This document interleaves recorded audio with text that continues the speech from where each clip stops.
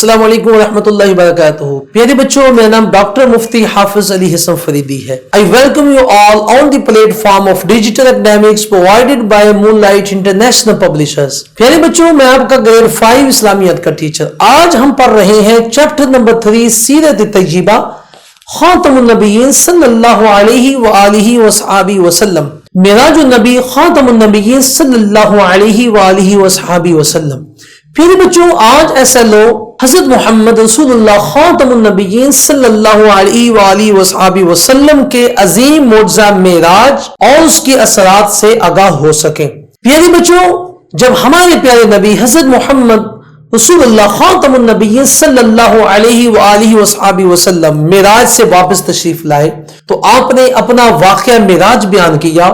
کفار مکہ بڑے حیران ہوئے، یہ کیسے ہو سکتا ہے کہ رات کے تھوڑے سے لمحہ میں آپ مسجد حرام سے مسجد اقصی چلے جائیں. اور انہیں یقین تھا کہ حضرت محمد رسول اللہ خاتم النبیین صلی اللہ علیہ وآلہ وصحابہ وسلم کبھی مسجد اقصی گئے بھی نہیں.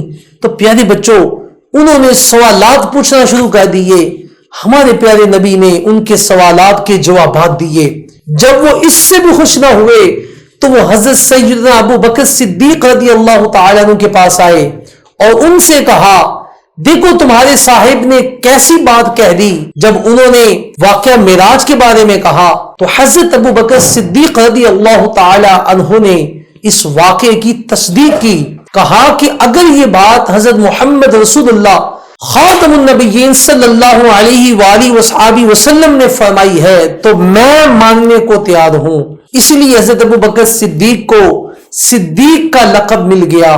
پیارے بچوں، ہمیں اپنے پیارے نبی سے محبت کرنی چاہیے اور آپ خاتم النبیین صلی اللہ علیہ وآلہ وصحابہ وسلم کی ساری تعلیمات پر عمل کرنا چاہیے. پیارے بچوں، آج کا ہمارا لیکچر ختم ہوا.